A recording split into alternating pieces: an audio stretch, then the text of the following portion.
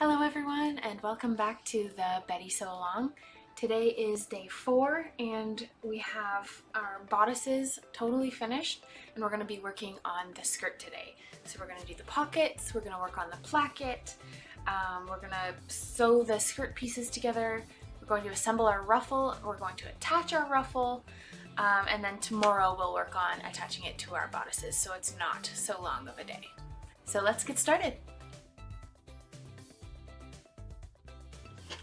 Okay, so we're going to start working on our pockets. So you can grab your pocket pieces and your skirt pieces.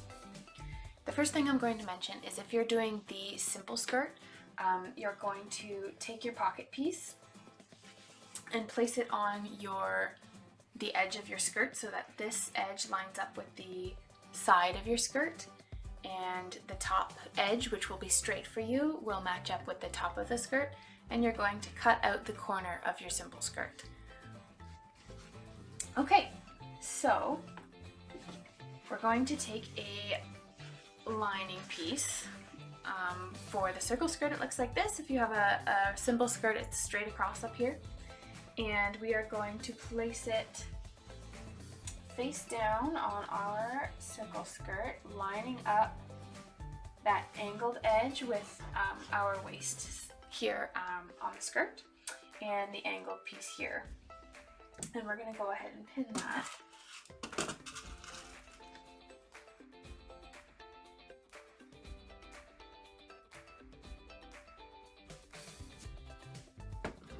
And now we'll sew across there.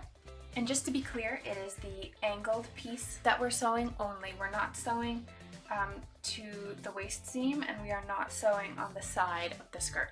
We are only sewing along this angled piece where I have pinned here. Okay, and for construction, we're going to use a stitch length of 2, and we're going to use our 3/8 inch seam allowance.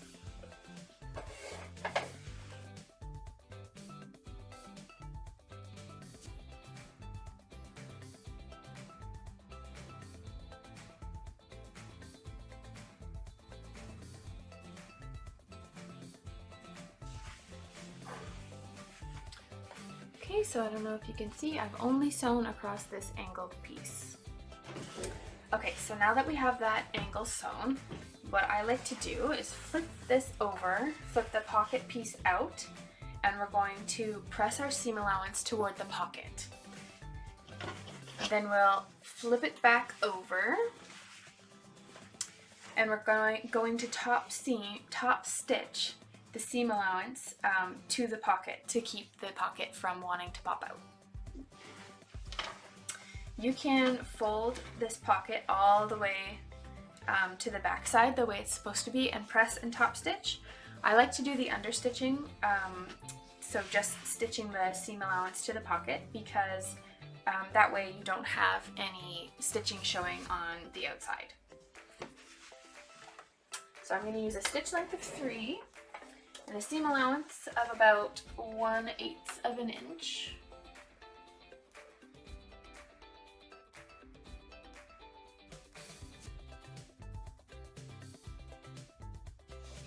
Okay, so it looks like that. When it's done, you can see I have the stitching on the pocket side and not on the skirt side. And then we will fold it toward the back of the skirt, the wrong side of the skirt. And we're going to press that flap. I just wanted to show you, you will notice that when you flip this over to the front, up here is lined up perfectly and up here is lined up perfectly. If that's not the case for you, you need to go back and use the proper seam allowance when you sew the pocket lining onto the skirt. Okay, so now we're going to do the same thing with the other side of the front skirt and the other pocket lining. So go ahead and do that, and then I will come back and show you how to add the pocket bag. Okay, so now I have my pocket lining and I'm going to add the pocket bag. So we're going to take a pocket bag, which looks like this. It'll be straight across at the top if you have the simple skirt, and we're going to place it right sides together, the pocket pieces, not the skirt, right sides together. We're going to line up that round side and we're going to pin all the way around. We are not pinning it to the skirt, we are just pinning the two pocket pieces together. So we're pinning the pocket bag to the pocket lining.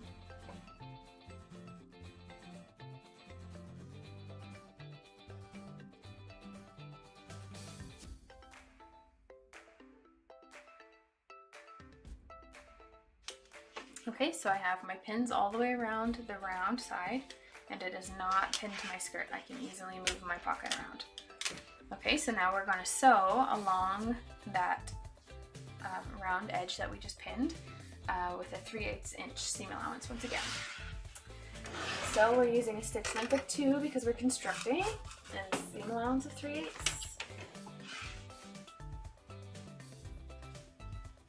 You're going to tuck your skirt out of the way so you can just like fully pull out your pocket like this. Tuck that skirt away. You don't want to be sewing into the skirt at all.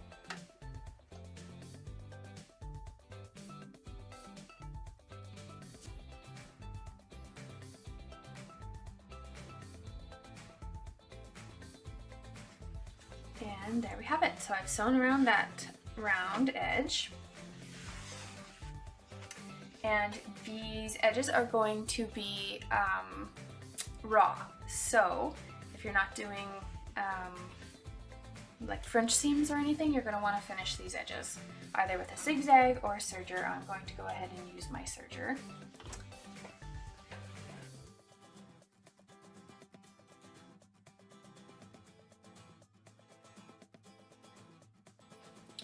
Okay, there we go. Now we're going to flip our skirt back over to the right side and line up those edges. My pocket is showing at the bottom because this is my ruffle version of the skirt. If you are not doing the ruffle version, you won't be able to see your pocket. Okay, so now I'm just going to pin over here where it's lined up at the side of the skirt. And you can baste this if you want. I'm just going to keep it pinned. And up here as well on the waist where it's lined up there. Put a couple pins in it.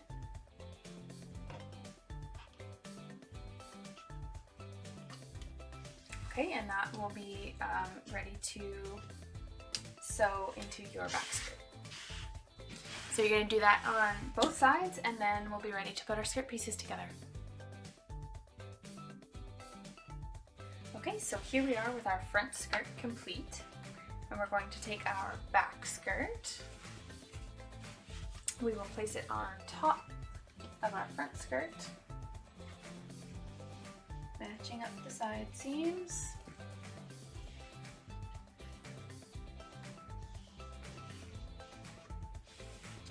So we're going to sew from the waist seam all the way down to the end of the pocket on both of these sides. Okay, so we're using a stitch length of 2 and a seam allowance of 3/8 of an inch.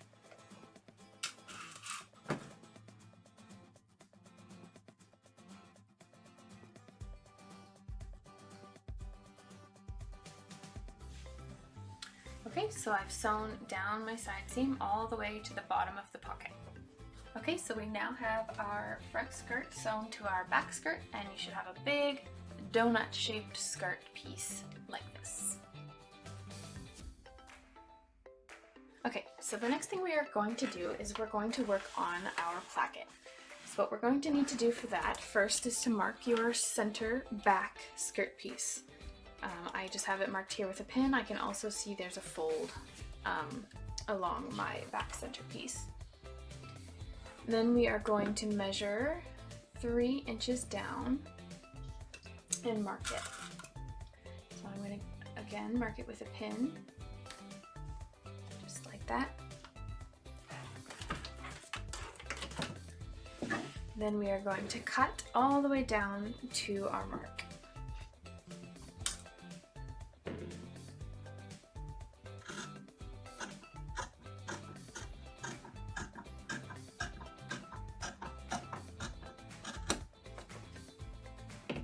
So that's where our placket is going to go.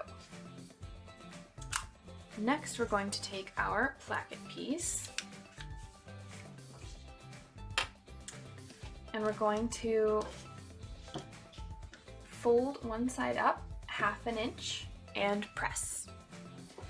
Okay, so I have my placket here. I have folded one long edge up, wrong sides together, and I've pressed it 1/2 inch. Now we're going to take the long raw edge on this side and we're going to line it up with our placket slit here. So I pin it all the way down.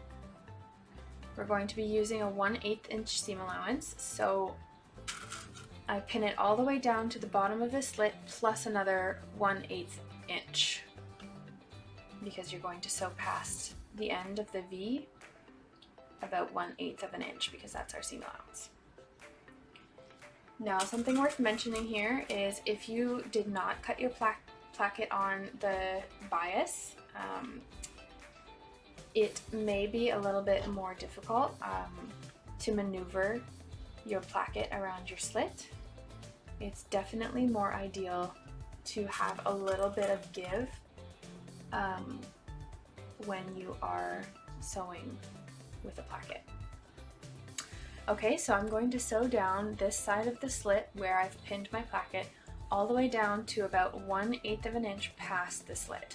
And I'm going to, when I get to the end, I'm going to keep my needle in the down position and I'm going to pivot my placket all the way around to the other side. So I'll show you how I do that. Okay, so I have my placket pinned here. We're going to use a small stitch length, so a stitch length of 2.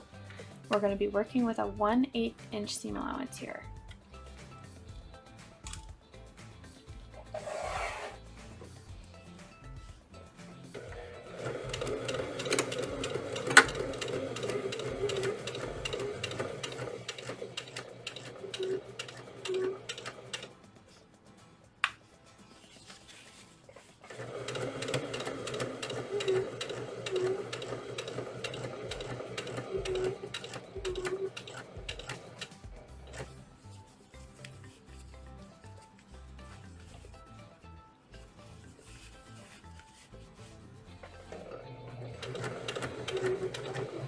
So I'm sewing all the way to that pin that marked about 1/8 of an inch past the end of my slit. I'm going to leave my needle in the down position, lift up my presser foot, and now I'm going to spin my placket around so that the edge lines up with the other side of my slit.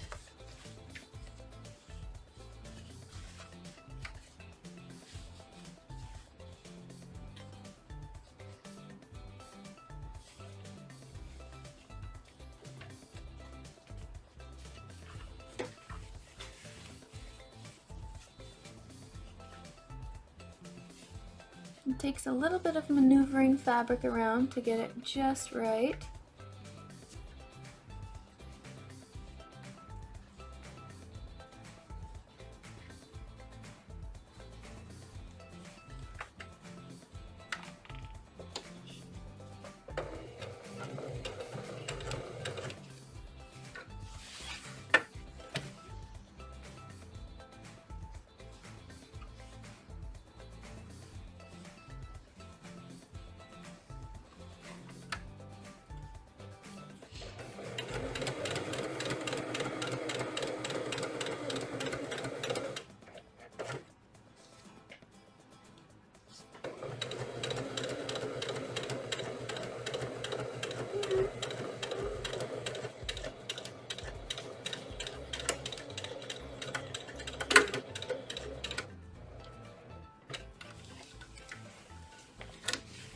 Okay, now we just need to make sure that where we had our needle in the down position actually caught the fabric, which in my case it did, thankfully. So it should look something like this when you flip it up. There's some puckering in the center there, that's fine.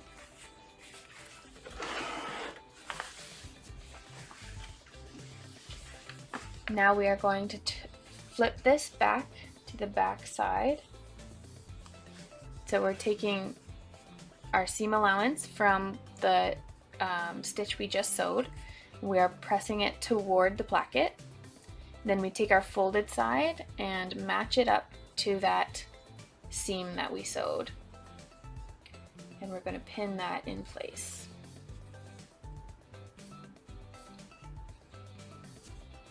And we're going to do the same thing. So we're going to sew all the way down to the V and all the way back to the point of the V and then all the way back up.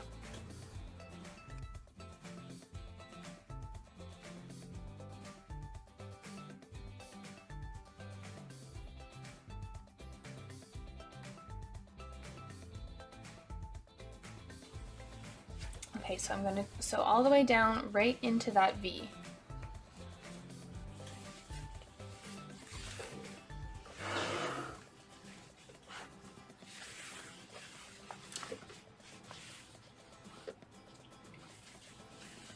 It's actually better to sew from the right side so that you know that your stitches are exactly where you want them. So again, we're using a 1/8 inch seam allowance.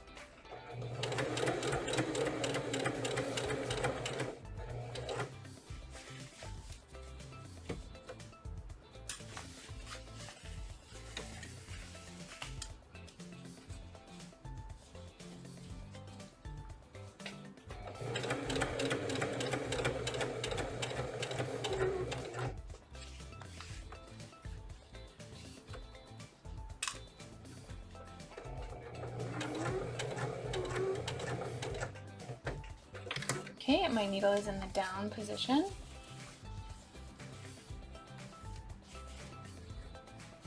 And we're going to do the same thing. We're going to maneuver the fabric all the way around to the back side where we already sewed. And we'll line this up.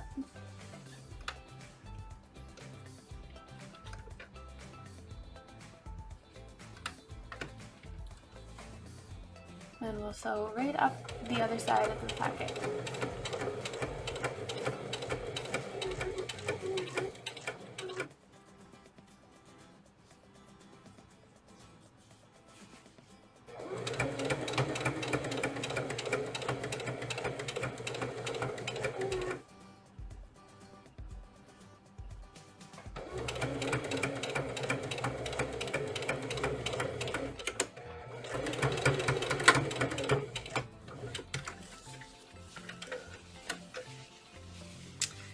We'll just double check to make sure we caught the back, which we did, and that it looks nice on the front.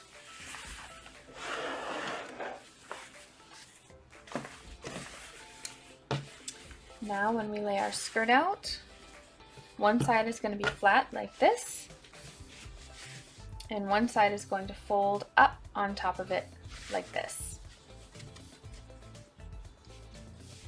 And when it's like that, it should lay pretty nice and flat. You shouldn't have too much puckering here. I do have a little bit of puckering, but probably with a good press that will not be noticeable. So there we have done our placket.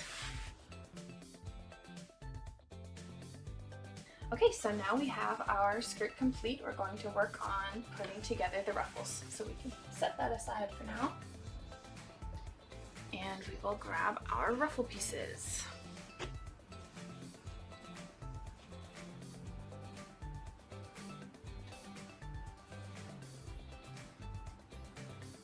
Okay, I'm going to show you what to do with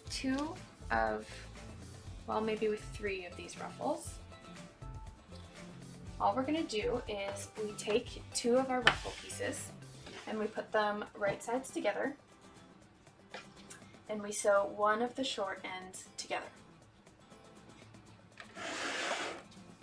So using a stitch length of 2 for construction and a seam allowance of 3/8, I actually, it doesn't matter about the seam allowance since it's going to be gathered. I'm just going to go straight to my serger so that I can finish those edges without having to go back to them. Because there are a lot of ruffles to sew.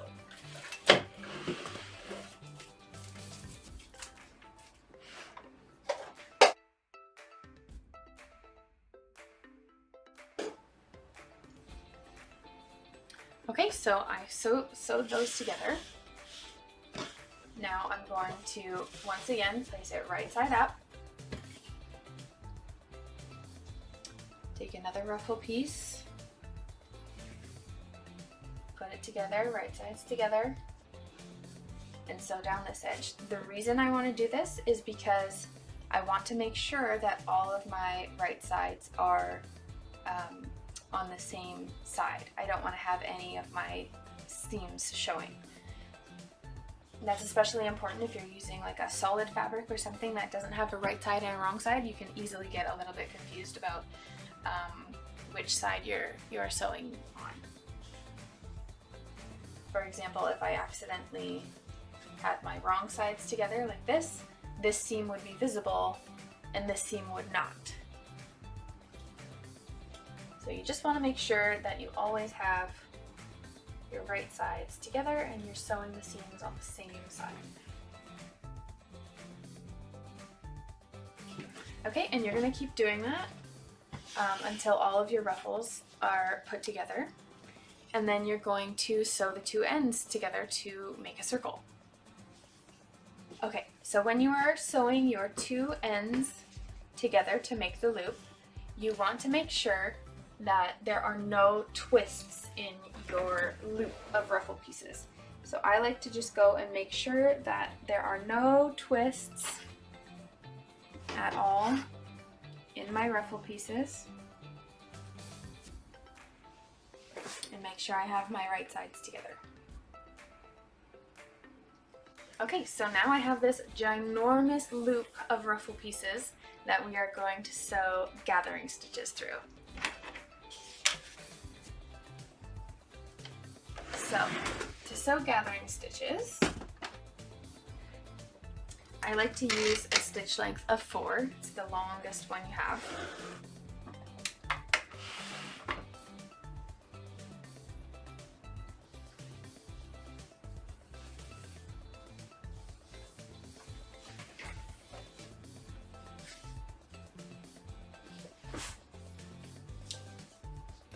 And I like to mark my side seams on my ruffles because I only do gathering stitches on 1/2 at a time, so that I can gather the front and the back separately. So I'm going to go ahead and mark those.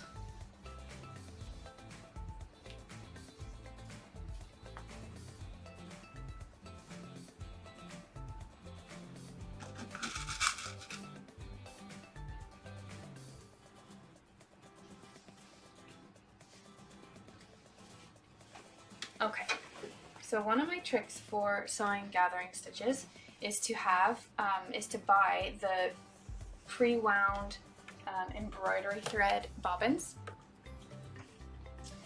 I find them really nice for gathering.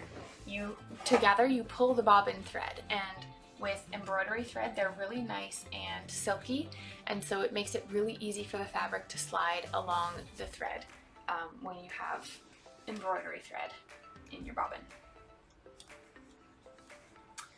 So I do 2 gathering stitches because that's the way that I make really nice even gathers. So I do one at about 1/8 of an inch from the edge, and then I sew another gathering stitch beside it, about 1/2 inch beside it or so. So we don't back stitch at all. We just start and we go all the way to the other mark that we made, to the other side of the ruffle loop. So here we go.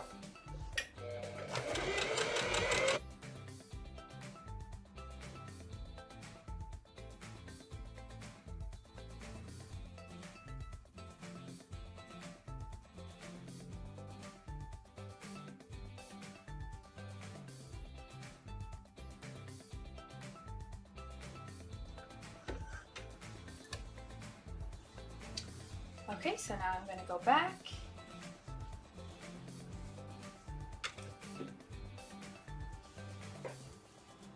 And I'm just going to do about a ½ inch on the other side of that.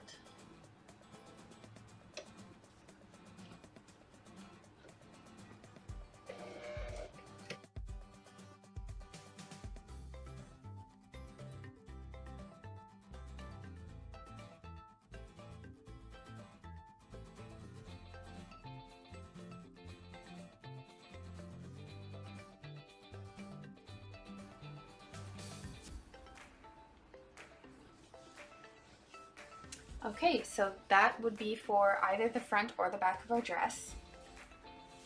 And now I'm going to go and go back to that edge where we started with the one side, right here. And I'm going to go in the other direction toward the other side. So both the threads that I pull are on the same side seam.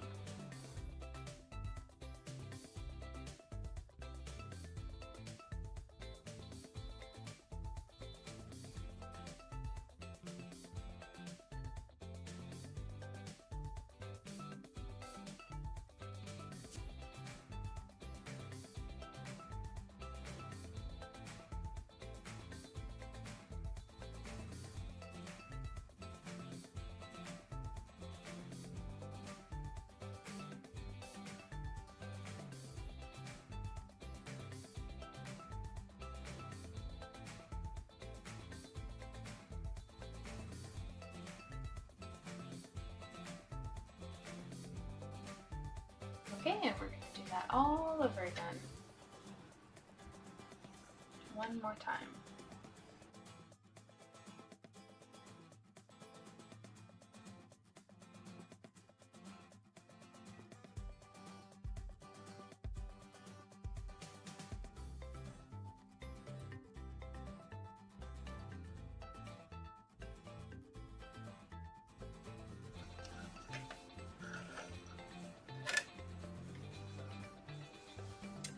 And there we have it. Okay, so we have our gathering stitches sewn, but before we start ruffling, I am going to hem my ruffle pieces. So there's a few ways you can do this. The easy way is to do a rolled hem on your serger or on your sewing machine. You can do that totally. I am going to actually hem mine, so I'm going to finish my bottom edge of my ruffle pieces with my serger, and then I'm going to press it up ½ inch and sew. If you aren't finishing your edges, you can just press up ½ inch and then press up another ½ inch, whatever you find is best for you.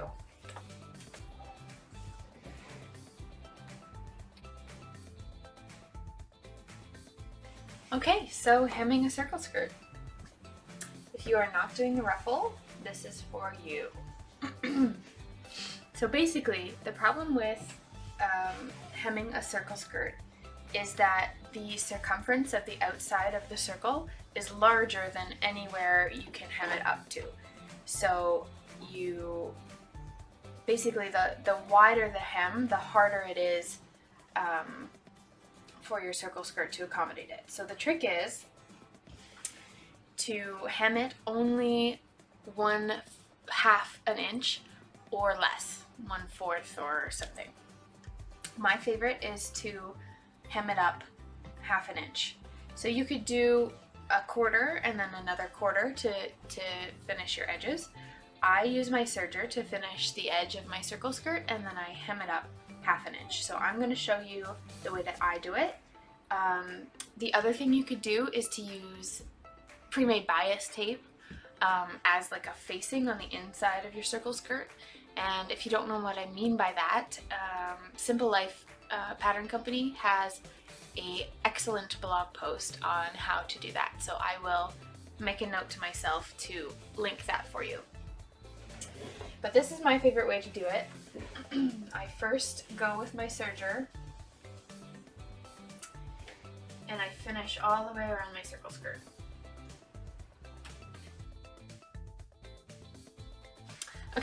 so I finished the edge of my circle skirt with my serger.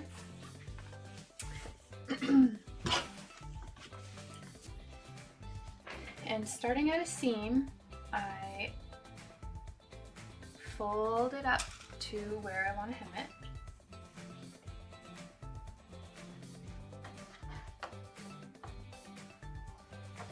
Then I go over here and I fold it up straight, the same amount that I did over here, so that 1/2 inch. And then I kind of stretch this so that this, in the middle of these 2 pins, lays flat. And I pin it there. Okay, and then I just keep doing the same thing all the way around. So I do it over here, pull it up 1/2 inch, pin it, go in between these until it lays. So I kind of stretch it till it lays flat, pin it,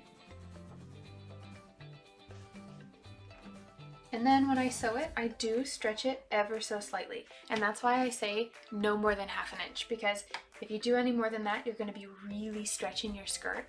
And at certain points in the skirt where there's no give to it when you're not on the bias, it's going to be impossible to do it this way. So I just keep going all the way around the skirt this way.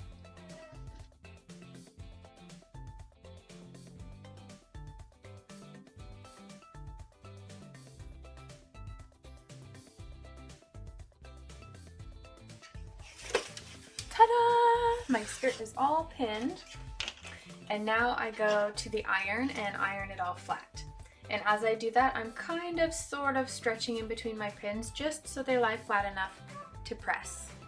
Okay, so once you have that all pressed, I recommend loading a bobbin with a coordinating thread and sewing from the wrong side of your skirt to hem it.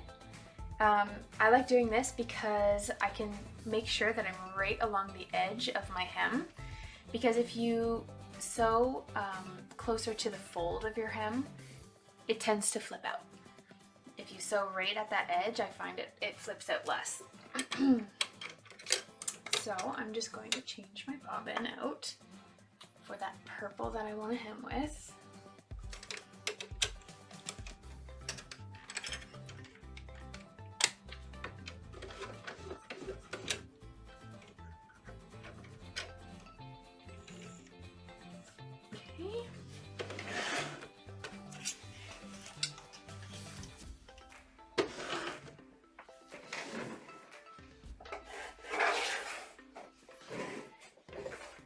So we're going with a length of 3.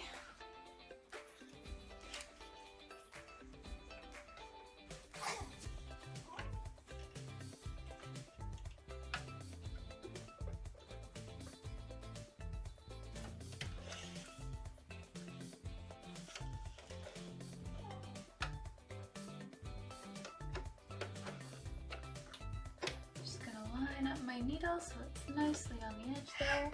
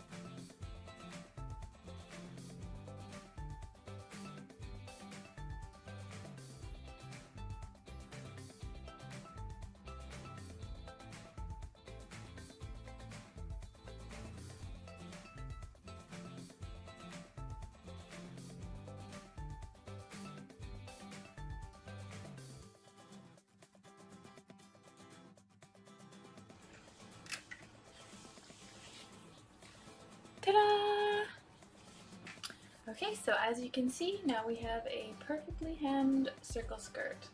It looks really nice.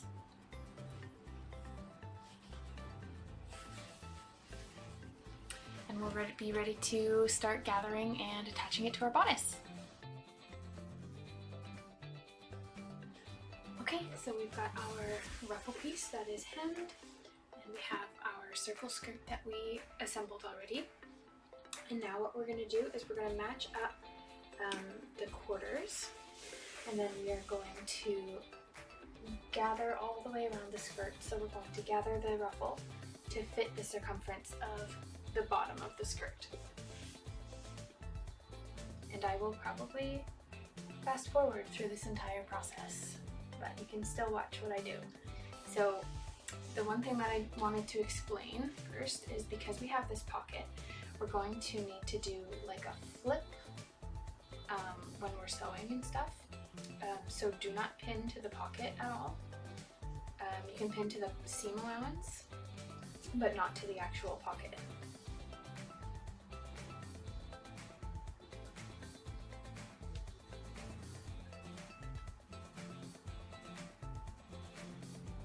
And we're making sure that our fabrics are right sides together.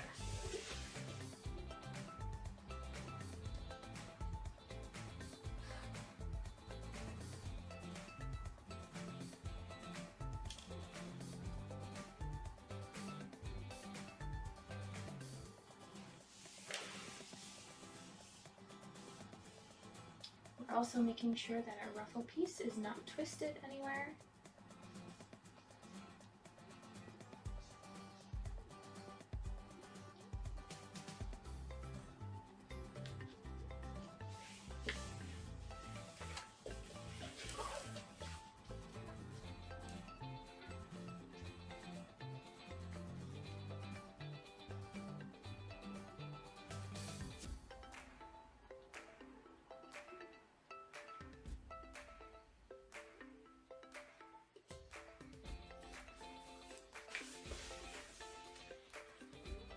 So from one side, we're going to find our bobbin threads.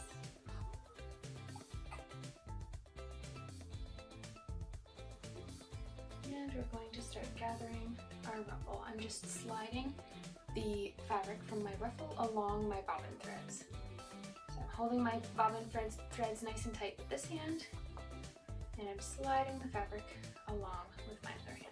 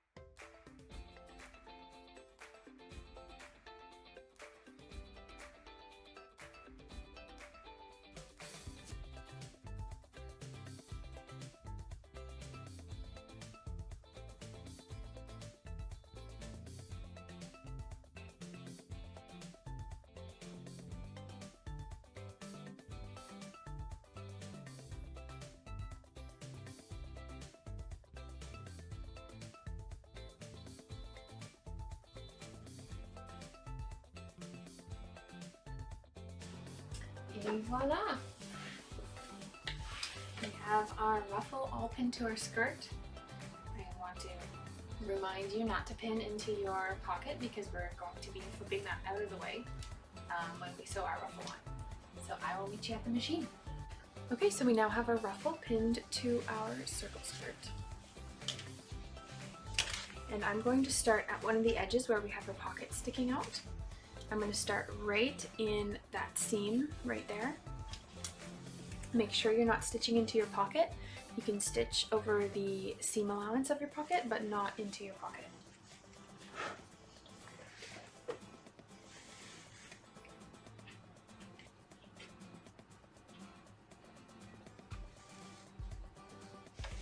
So I'm putting my needle down right in the ditch there at a 3/8 inch seam allowance, and I'm going to use a stitch length of 2.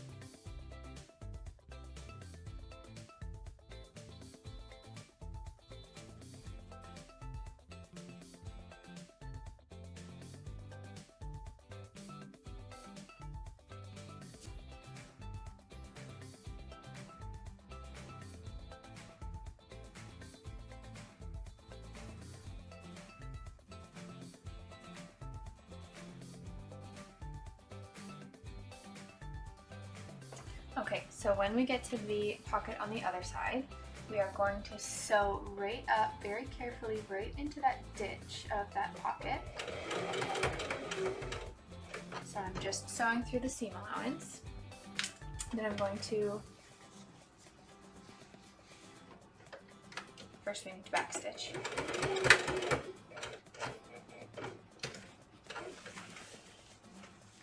Then I'm going to flip it to the back so that it's out of the way.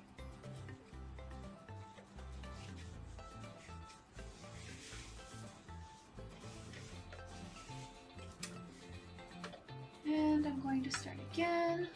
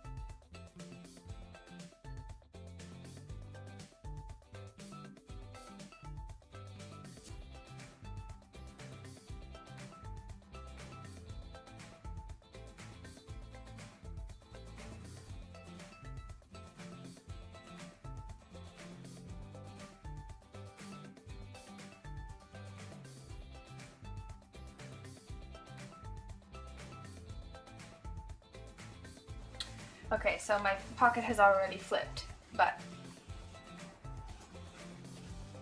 it was this way, so we want to flip it out of the way so we are not sewing into our pocket and connect those stitches where we started.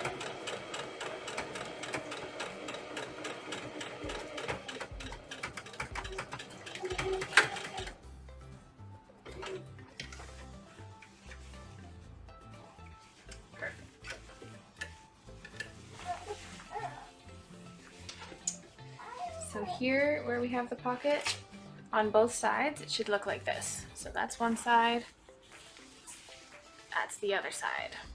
Okay, so you shouldn't have sewn through the pocket at all. Now we just need to finish our seams, our edges. So I'm going to use my serger.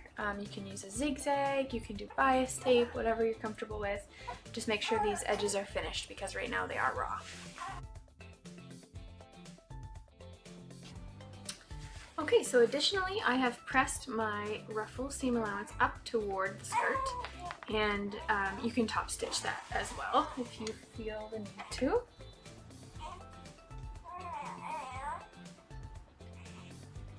For big ruffles like this, I don't usually top stitch. Okay. Now all there's left to do is sew our gathering stitches around the waist.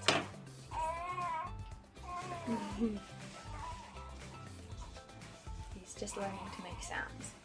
Okay, so I like to start at one side of my placket and go all the way around the waist to the other side of the placket. And you want to make sure, for starters, you can trim off the excess placket at the top of the waist here.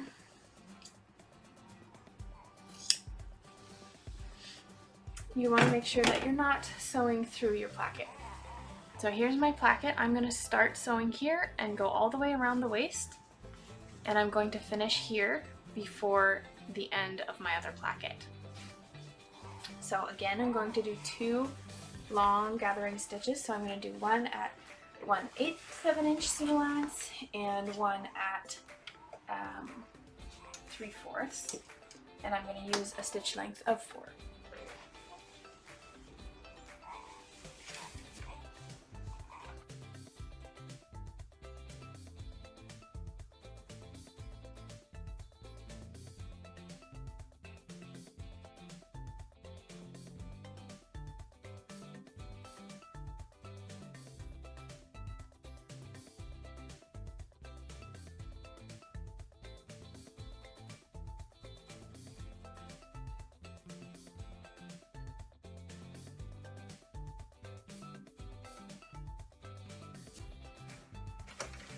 Okay, no back stitching for gathering stitch.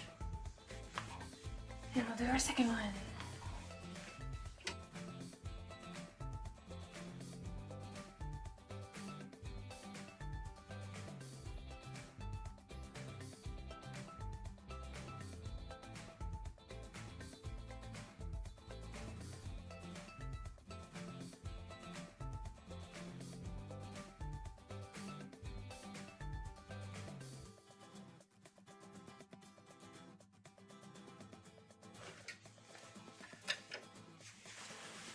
Okay, so I have done my gathering stitches. It looks like this all the way around.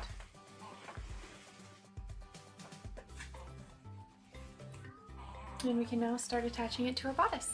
Okay, so now that our skirts are totally complete, we're going to attach it to the bodice. So if you are not going to enclose your waist seam, you can simply sew your gathered skirt to your bodice. Fit the gathering to the bodice, and then finish your seams with a serger or a zigzag stitch, as I've done with this dress, and then press the seam allowance up toward the bodice, and you can top stitch it just like that, and you'll have almost a full complete dress that looks something like this. If, however, you want to enclose your waist seam, I am going to be doing that now. So, what I like to do first is pin my side seams to the side seams on my bodice. So I'm going to untie my ties just so that I can make sure that they're staying out of the way. And we are going to pin only to our main, not to our lining. So I've separated my main and lining at the side seam, and I'm going to pin my main side seam to my skirt side seam.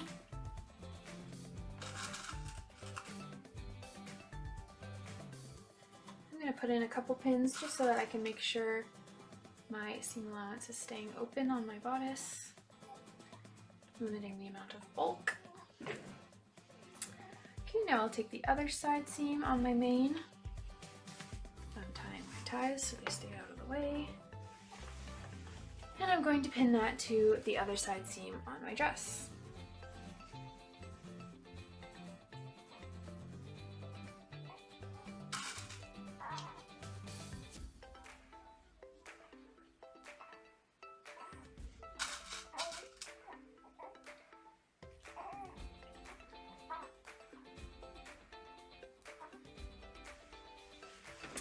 Okay, and now I go and pin the back edges of my bodice up with the very edge of my placket.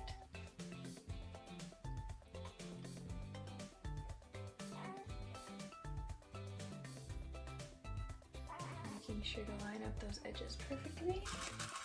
And we're only pinning the main, not the lining as well, just the main bodice piece.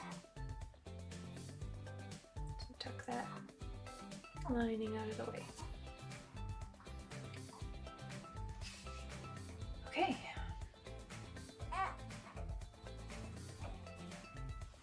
Now the other back bodice piece. And pull that around the skirt. And this placket is the one that's folded to the back, this side of the placket. And I have it pinned there in place. And again, I'm going to line up those edges really nicely and stick a pin in just my main fabric, not my lining.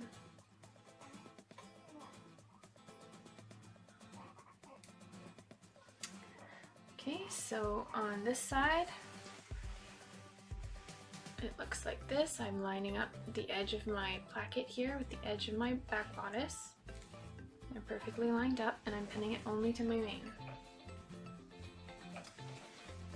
Okay, so now we just gather the skirt to fit the bodice.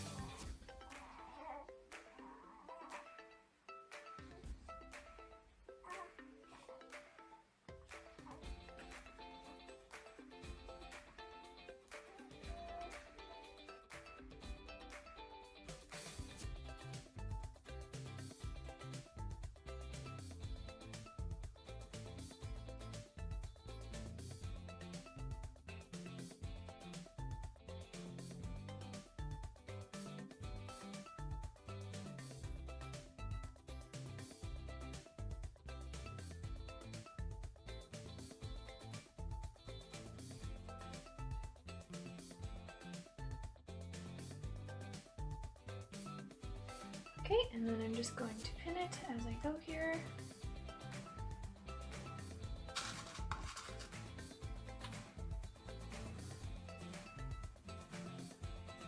So I've gathered my skirt from one side of the back bodice all the way to the front center, and then I'll do the same on the other side.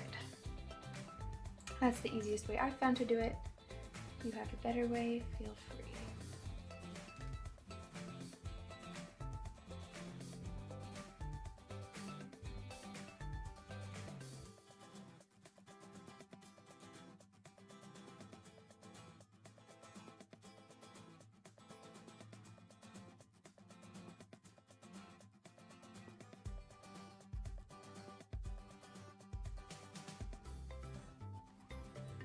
So when you're pinning to your bodice, make sure your flutters are going in the correct direction, because if you sew them going in the wrong direction, your flutters will fold in instead of staying nice and flat out. Okay, I'm gonna throw one more pin in there, I think, and then we'll do the other side.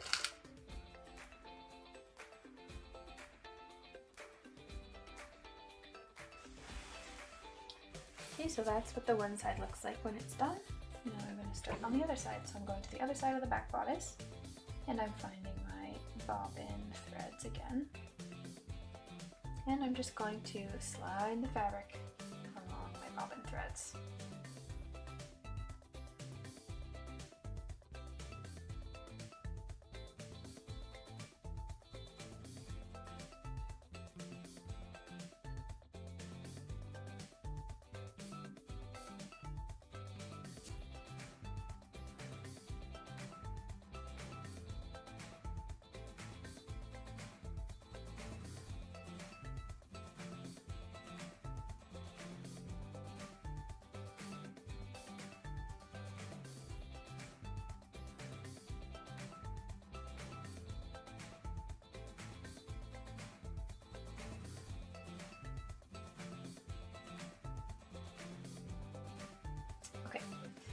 have my skirt pinned to only the mane of my bodice. You can see my lining is all loosey-goosey out here. So before I start sewing, I like to just double check and make sure that my ties are all definitely out of the way. They're not pinned in, they're not sticking up or sticking out anywhere. Make sure they're all out of the way. And make sure that all of my pins are pinned only to my main fabric.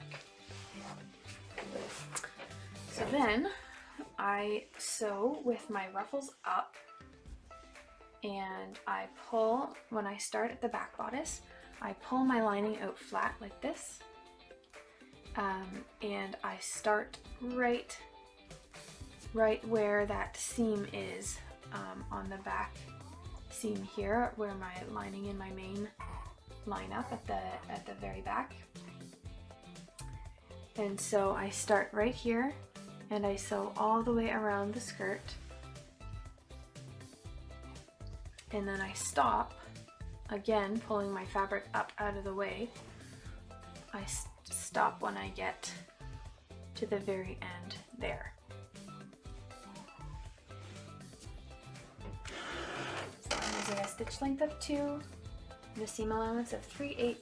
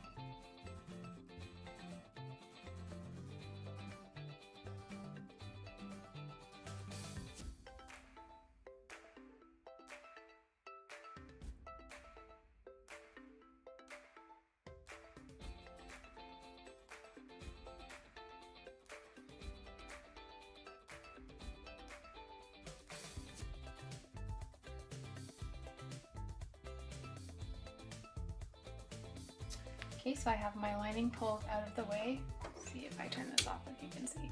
I have my lining pulled out of the way, and I'm just sewing to the right to the edge there, where it attaches to the main.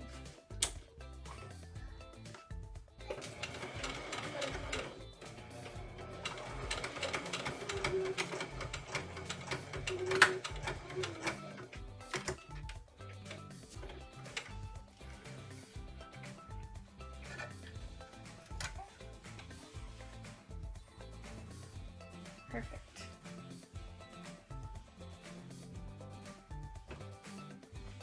Okay, so now what we're going to do is tuck our seam allowance up. You can trim all your threads.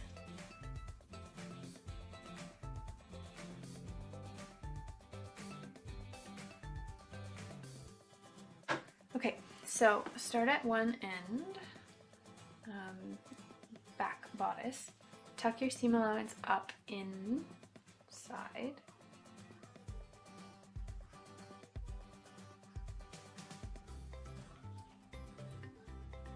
and fold your lining down over top.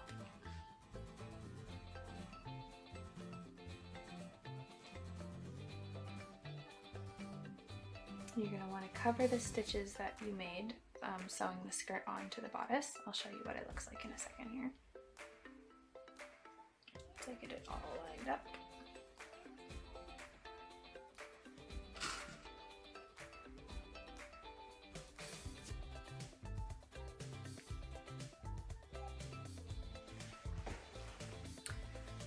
Okay, so here at the back edge of my bodice, I have my seam allowance tucked up inside here, it's back in here, and I have folded my lining down over top of the stitches that I made. And I'm going to do that on the other side as well.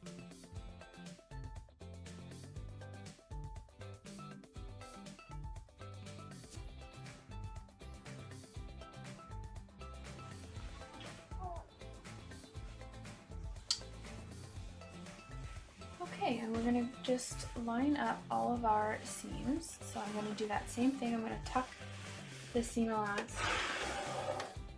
I'm going to tuck the seam allowance up on the bodice side seam.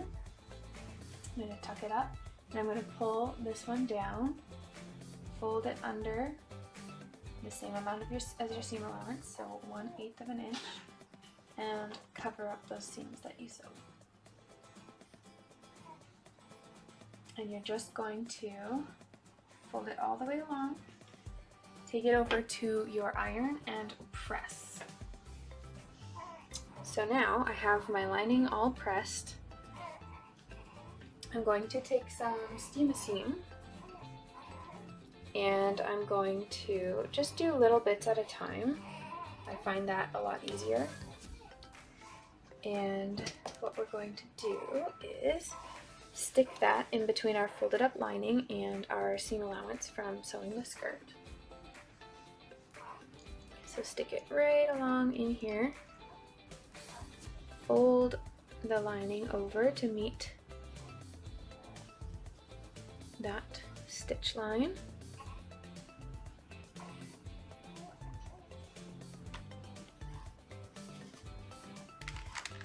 And little by little we're going to sew that in there.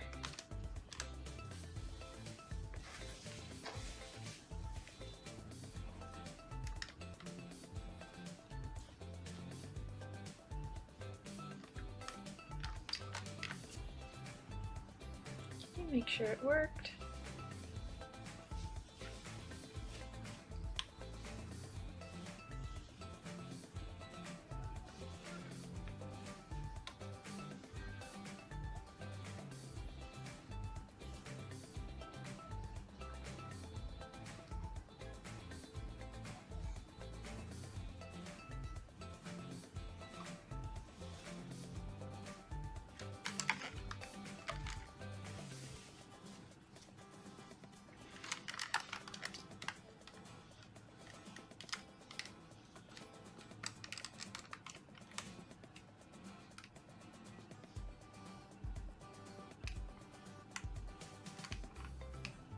You give that a good press. That looks good. We're going to do this all the way to the other back bodice.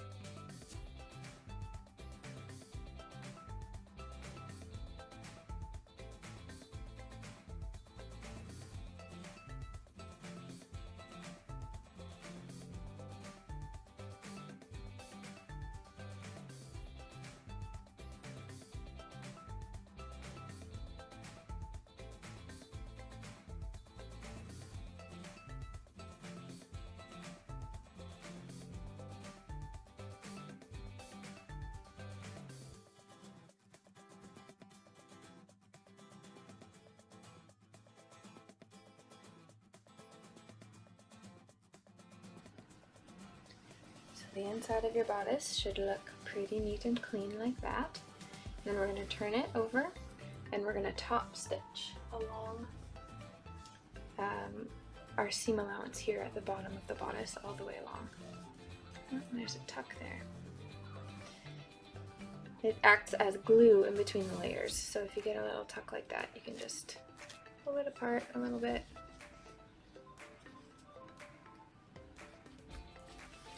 The top stitching will help. Make sure there's no other little spots. Okay, So now we're just going to go along and we're going to top stitch. Make sure you don't top stitch your ties in, and make sure your flutters are going in the right direction when you're top stitching. Okay, so we're going to use a top stitch length of 3. And we're going to start at one side of the back bodice and work our way all the way around with a 1/8 inch seam allowance. Okay, so once you have top stitched it, it'll look like this from the outside. Hopefully really nice and straight along the edge of your bodice there. And on the inside, you should have caught the lining all the way along. It doesn't have to look pretty. Some areas it's wider than others, but the lining should have caught all the way around. Okay, so now we have almost a completed dress. All we have left to do are buttons or snaps. Okay, so now we are going to be working on our buttonholes. Everybody's machine is different.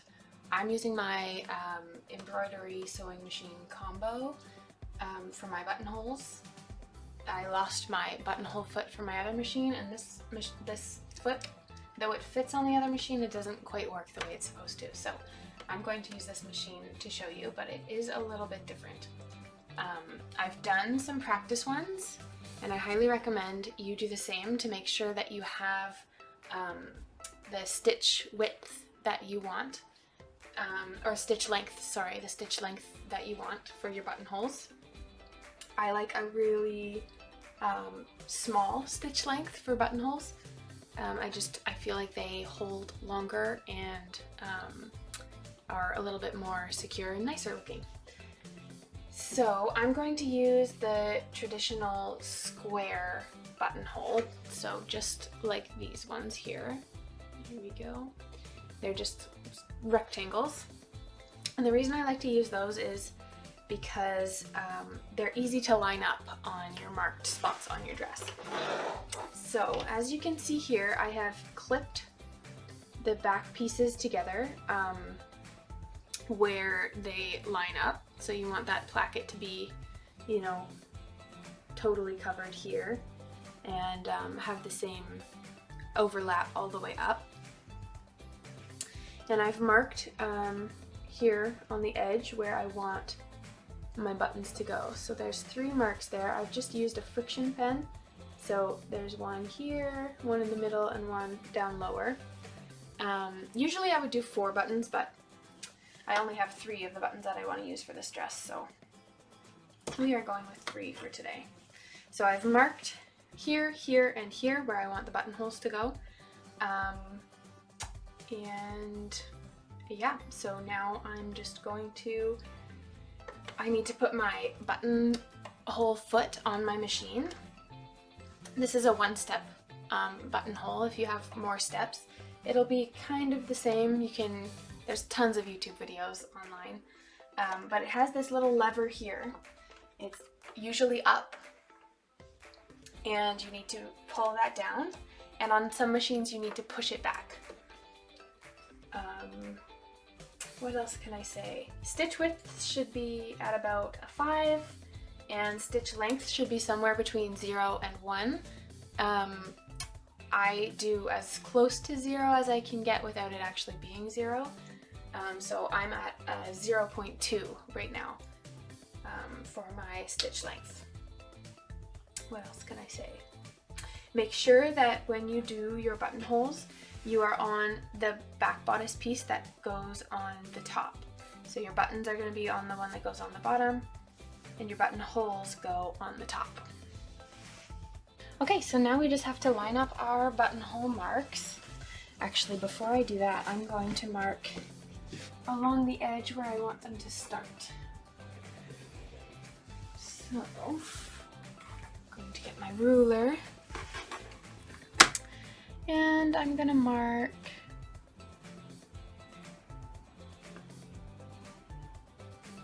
all the way down my bodice where I want the buttonholes to start. There, there, and there. Okay, so I've marked how far into the bodice that I want them to go, and I've measured all the way down to make sure that they start with the right seam allowance there.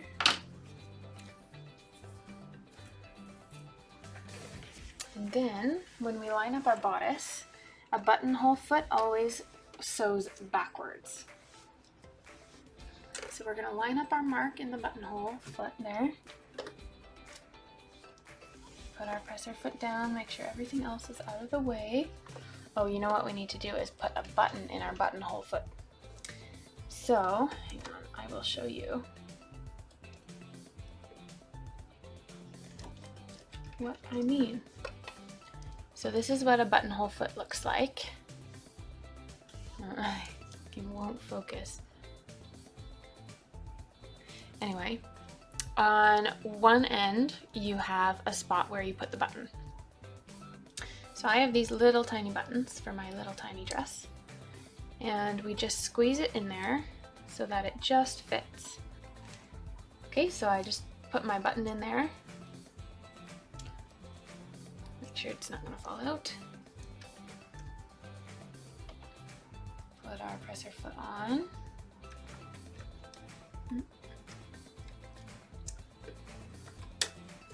Make sure your lever is down and pushed back. Line up your mark and make sure it's going straight across the bodice.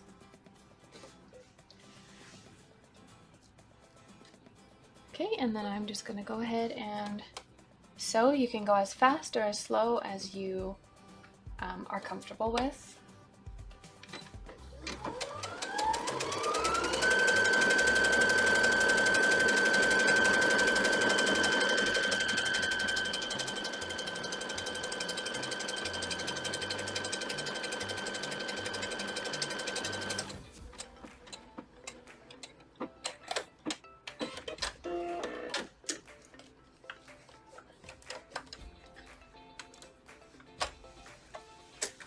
Okay, so you'll have something that looks like that. Mine's teeny tiny. And I'm going to go ahead and do the same thing for the next buttonhole, making sure everything is nice and straight.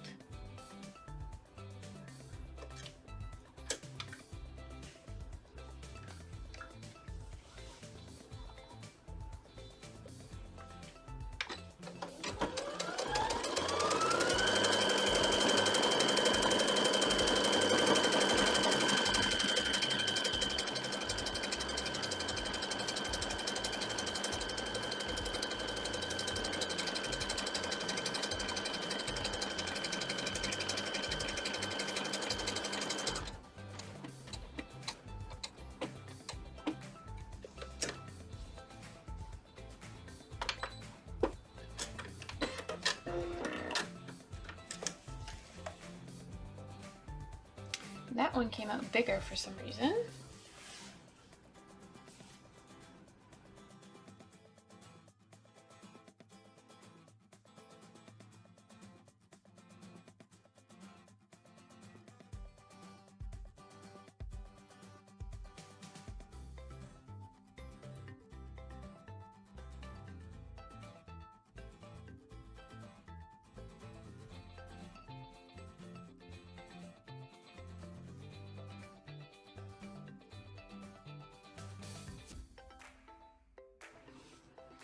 Now we just need to do our last one. You may have more to do than I do. I'm just going to do 3 on camera to show you that it's not as scary as you might think.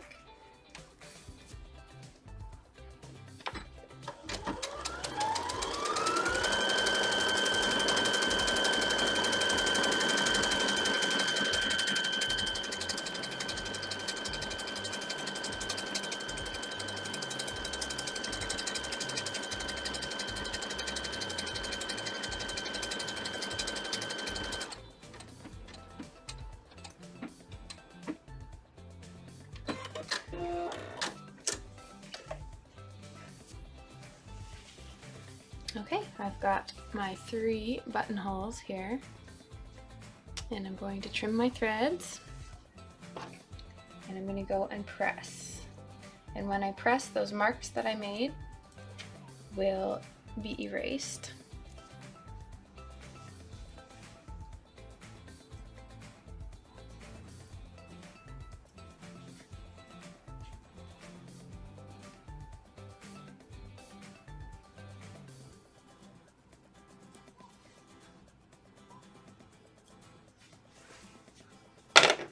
Okay, so I'm just going to press that and then I'll show you how to rip them open.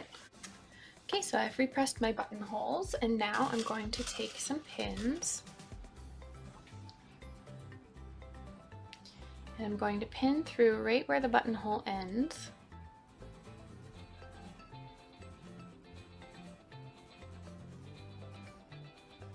Just like this. Then when I take my seam ripper, this is just like a cheap little one from Amazon. When I take my seam ripper, I'm going to seam rip toward that pin, and the pin's going to help you stop your seam ripper before it gets to the end of the buttonhole, so you don't have your bodice ripped open.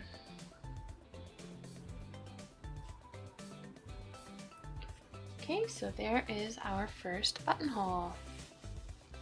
We'll do the other ones.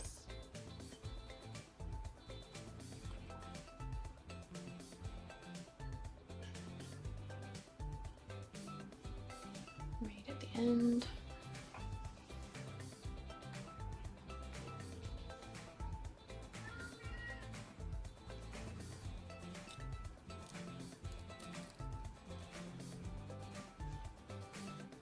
Okay, second buttonhole is done.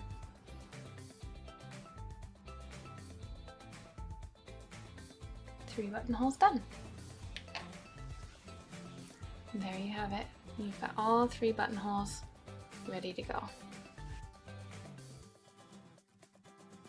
Okay, so the next thing I like to do is I like to make sure that it's all lined up the way that I want it to be.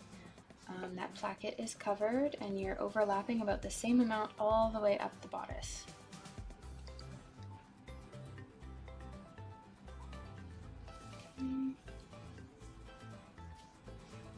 Like that, I'm going to clip it in place.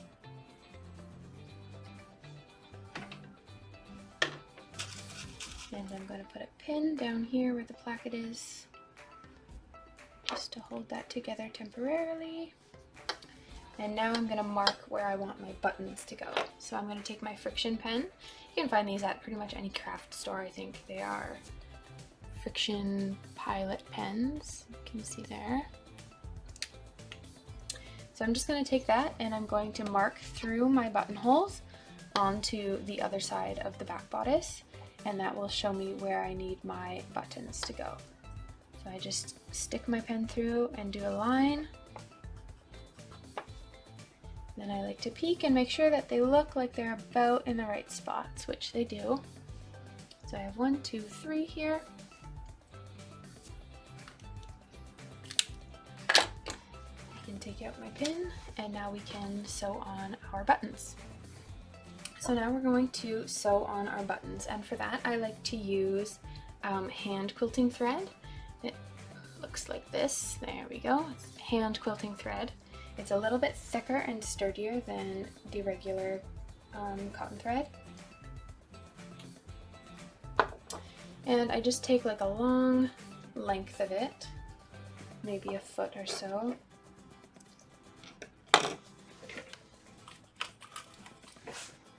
And a hand sewing needle. I have a little collection here.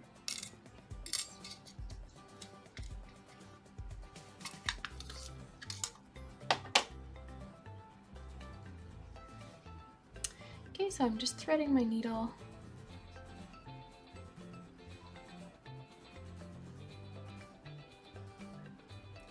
There we go, and I pull the needle down halfway, so I match up the ends of my thread. And I make a knot in my thread.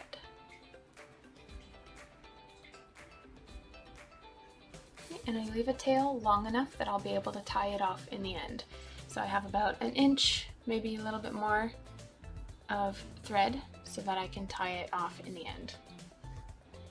Then I position my buttons on my marks. And I start from the back.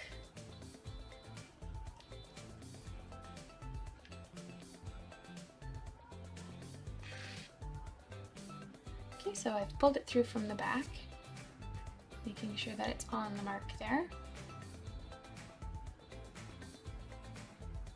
And down on the opposite hole. Okay, so you can see maybe if it will focus. I've done a cross, and now I'm going to do that a few more times, and then I'll do the up and down holes.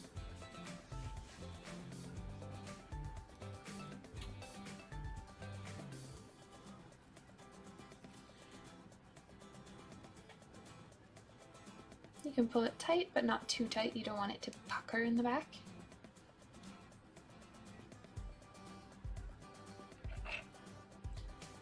Okay, one more time for the across ones.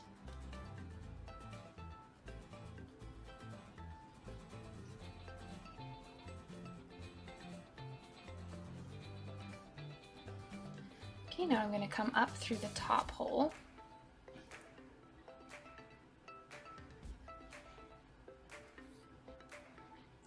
And down through the bottom.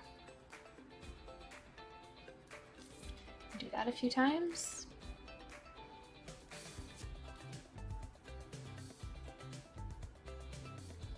And one more time.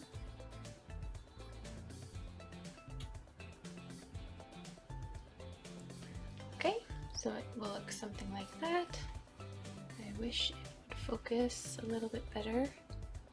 This is a new camera to me, so I'm still figuring it out, but it looks something like that. And on the back, it looks something like this. Now I'm just going to clip off my thread, my needle. So there's my needle. I'm just going to set that down at the side. And I'm going to take my tail from when I tied the knot in my thread, and I'm going to tie it to those ends that I just finished with. I'm going to do a nice strong double or triple knot. You can do a surgeon's knot, which is going through 1, 2, 3 times.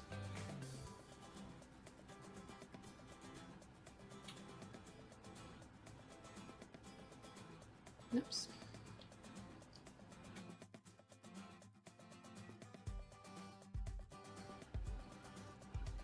Okay, now we just trim our threads. You have a nice strong button. Just test that your buttonhole works with your button and that your bodice is still lined up where you want it. And that's looking just right. Okay, so you're going to do that the same with all 3 buttons, and you'll have a dress. Okay, so with the other dress, I'm going to show you how to do snaps with a table press or a hand press. If you have a hand press, you can easily do that as well. I have ring snaps from snapstool.com. I have tons of them, so I use them quite often. So again, I'm just going to line my bodice up so that it overlaps the same amount the whole way up the bodice. And I'm going to clip it at the top. Make sure the bottom of your bodices line up.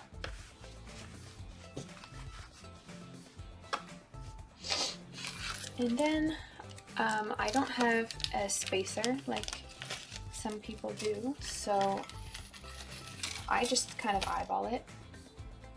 I'm going to probably do 4 or 5 snaps. I like to do one really nice and high up that keeps the bodice closed.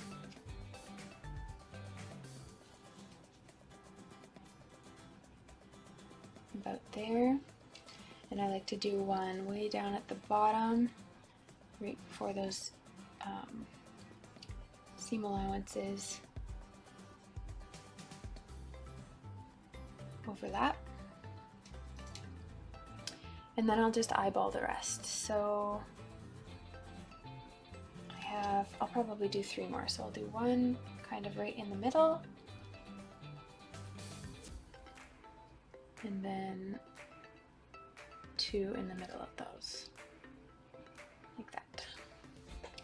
And I just play with them until they look like they're evenly spaced. Sometimes I use my measuring device to make sure they're evenly spaced, but so long as they look good, I am happy.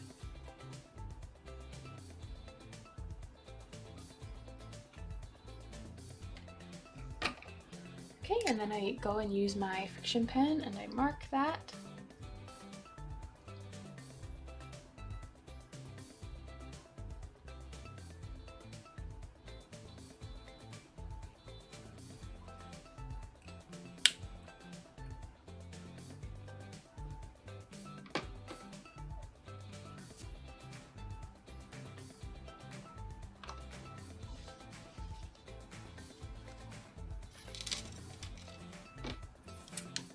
And I will use a ruler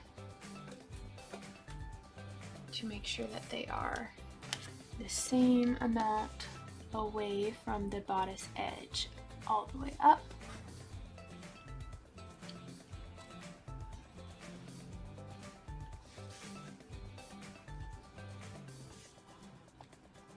In this case, they are pretty good, so I'm happy with that. Okay, so on the left side of the bodice that goes on top of the other side, I like to use the open female snaps. So you have female ones that look like this. They're called female, don't judge me, it's just what they're called.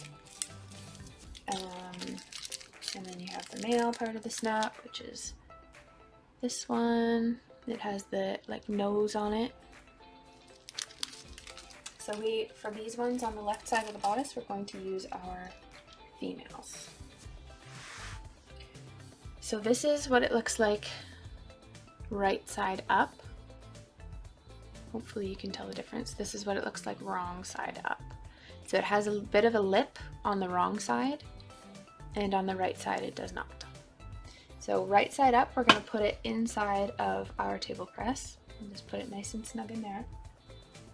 And we're going to put one of our claspy pieces, these pokey guys. I really wish this would focus closer. These pokey guys we're going to put on our table press like this on the bottom. And then right side down, you're going to match up that mark on your table press. Can't really see what I'm doing here.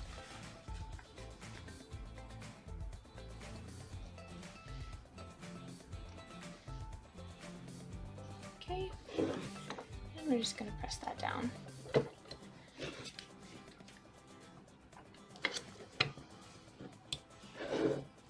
And you'll get something that looks like that.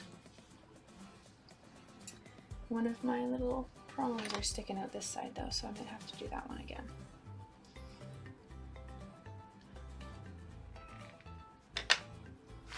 Anyway, we'll keep going. You're going to do that all the way down with those female snaps.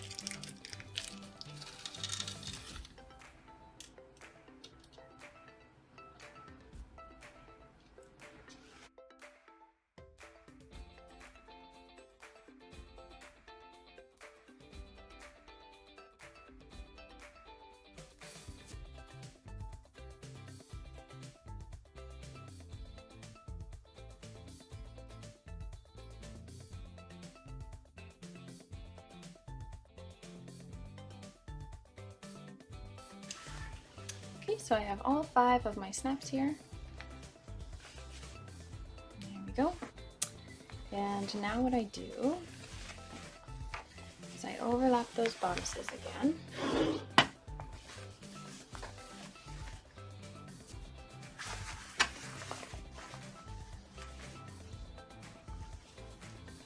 So that they're the same all the way up. Put in my clip. And a pin at the bottom to make sure those don't move.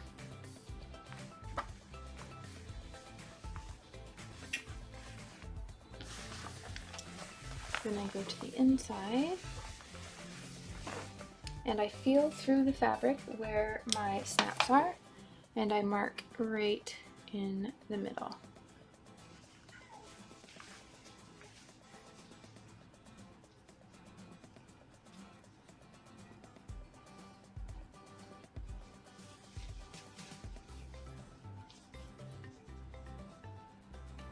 Making sure that those bodice pieces overlap the same amount all the way up.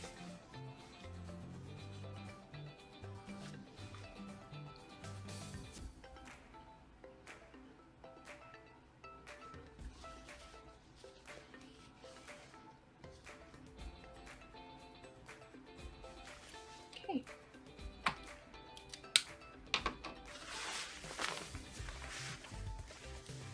Now I take my clip and my pin out. And for this one, the male pieces are going to go on the right side of your fabric. So we're going to load up the table press again. And with the male snaps, we're going to load them into the top of our table press. And we're going to put the nose up. These ones I find a little more tricky than the other ones.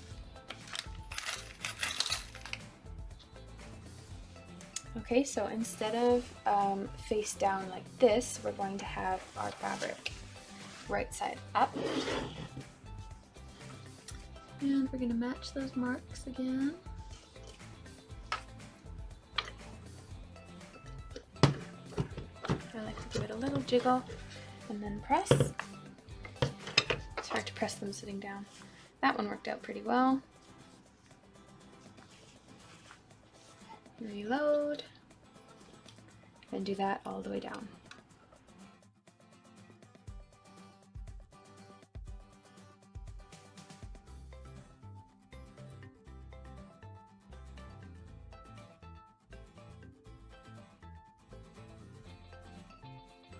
Oops.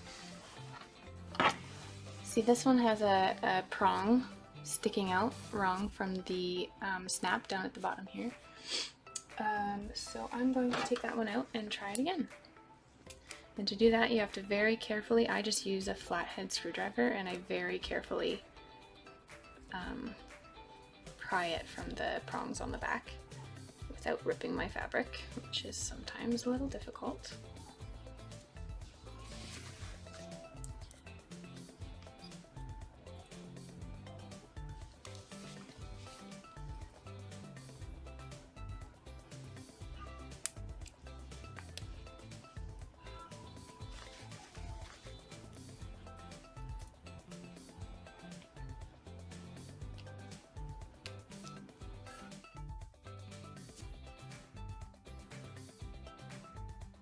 Okay, then I have to bend these back in so they don't rip my fabric when I pull out the back prongs.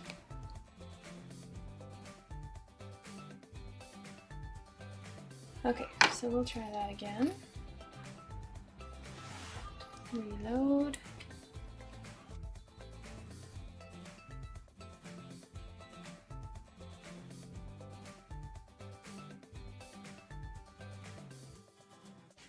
Now we have all of our snaps done. We can snap them up to make sure that they are sitting properly on the dress. Okay, the last thing we have to do is to make the pocket bows. I prefer not to have the bows on my dress. I find them to be a little bit bulky for my girls who are very active. So instead, I put a hair tie on mine, or a clip, and I make little hair ties to match their dresses. So I've already finished that one, and I'm going to show you how to do it with this one. So the first thing we need to do is to take our two bow pieces, put them right sides together, and we are going to sew, leaving a 1-inch gap at the top or the bottom So we're going to sew around down this way and stop here about an inch before we get back to where we started.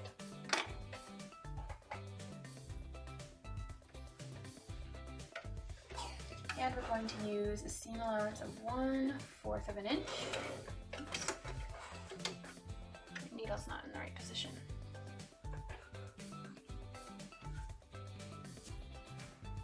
Try that again.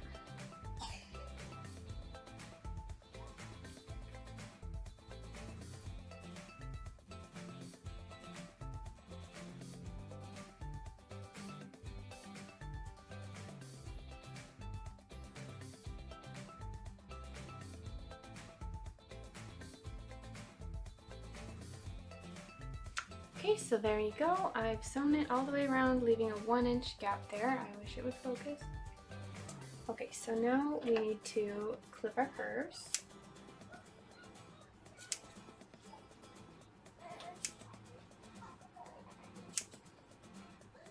Clip the corners, I should say. And we're going to turn this out.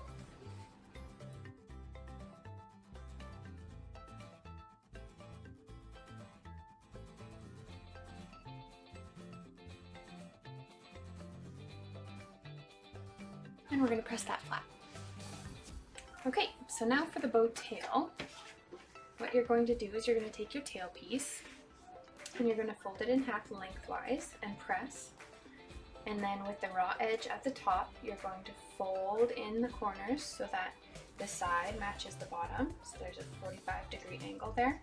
And that's going to be your mark where you're sewing down into the corners. So we're going to start here-ish. We're going to sew over and down on that fold, and then we're going to leave a gap here, and we're going to sew this way and down on that fold.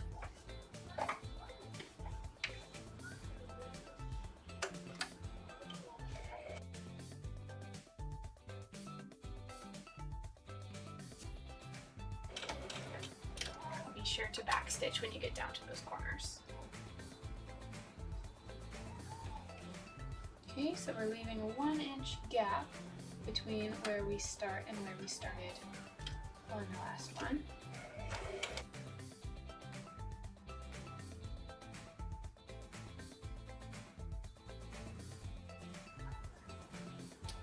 Okay, so it'll look something like that when done. Now we're going to trim off those extra fabric at the corners. Clip your curves or your corners.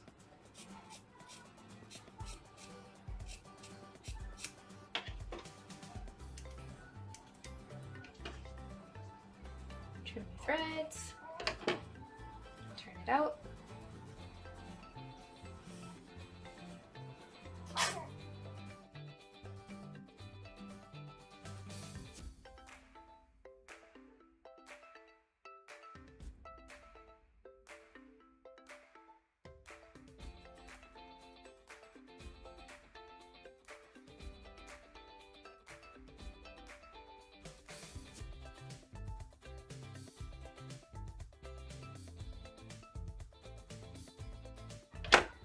And you're going to press that flat. Next we have our bow center, so again we're going to fold it lengthwise this way, and we're going to sew down the length with a 1/4 inch seam allowance.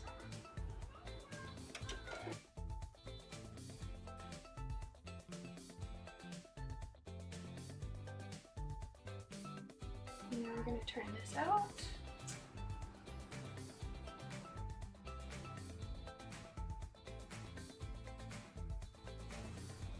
And we're going to press that flat with the seam at the back, like this. You can see the seam in the middle there. Okay, once you have all of your pieces pressed flat, we can put them all together. So this is your bow piece, and I'm just going to fold it like an accordion. Something like that. And I'm going to do the same with my bow tails. Right underneath my bow. So I'm doing it like this, holding it like an accordion. Okay, So I'm pinching it like this. Then we're going to take the bow tail and we're going to place it toward the bow with right sides together. Bring it around back. I think the pattern suggests to cut this down to like 3 1.25 inches or something, but I find it easier to actually sew with the length of the bow center, so I'm just going to go ahead and do that. Stitch length of 2.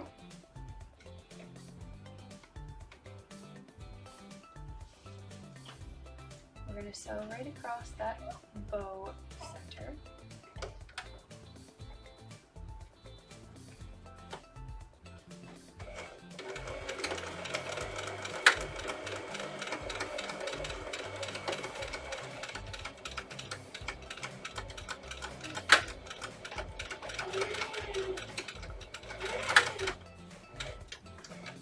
I want to cross it a couple times just to make sure that it's nice and secured.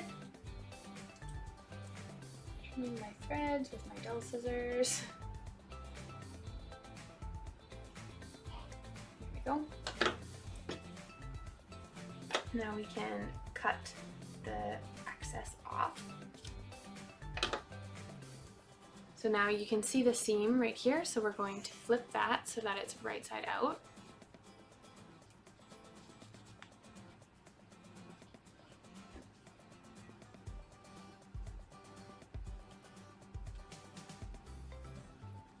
So the seam will be now touching the bow. There